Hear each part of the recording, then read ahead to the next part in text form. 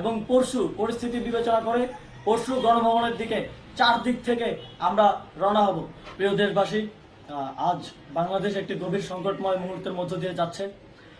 এখন পর্যন্ত আমাদের প্রাপ্ত খবর অনুযায়ী আওয়ামী লীগ, ছাত্রলীগ, যুবলীগের সন্ত্রাসীরা গুলি করে কুপিয়ে প্রায় 30-এর অধিক শিক্ষার ছাত্র জনতাকে হত্যা করেছে এবং দিন শেষ হতে হতে এই সংখ্যাটা কোথায় গিয়ে দাঁড়ায় আমরা জানি না।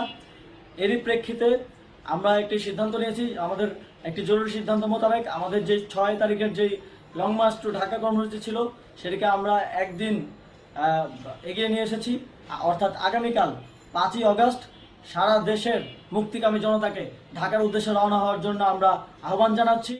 যারা পারবেন, যাদের পক্ষে সম্ভব হবে, আজ রাতেই আপনারা ঢাকার উদ্দেশ্যে রওনা হয়ে যান। আমরা আগামীকাল সারা দেশের মুক্তিকামী জনতাকে ঢাকায় আসার আহ্বান জানাচ্ছি। বিশেষ করে ঢাকার আশেপাশের যে জেলাগুলো আছে, আপনারা দায়িত্ব নিয়ে মসজিদের মাইকে ঘোষণা দিয়ে যাদেরকে পাবেন সবাইকে নিয়ে ঢাকার উদ্দেশ্যে রওনা হন। যারা পারবেন, যাদের পক্ষে সম্ভব হবে, আজ রাতেই আপনারা ঢাকার উদ্দেশ্যে রওনা হয়ে যান। আমরা আগামীকাল সারা দেশের মুক্তিকামী জনতাকে ঢাকায় আসার আহ্বান জানাচ্ছি। বিশেষ করে ঢাকার আশেপাশের যে জেলাগুলো আছে, আপনারা দায়িত্ব নিয়ে মসজিদের মাইকে ঘোষণা দিয়ে যাদেরকে পাবেন সবাইকে নিয়ে ঢাকার উদ্দেশ্যে রওনা হন।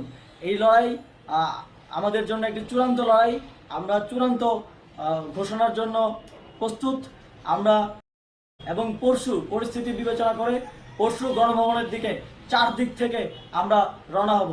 আমরা খুব আতঙ্কের সাথে লক্ষ্য করছি যে ছাত্রলীগ, যুবলীগ এবং আওয়ামী লীগের গুন্ডারা পুলিশের অস্ত্র দিয়ে পর্যন্ত সাধারণ জনগণের উপর হামলা করছে।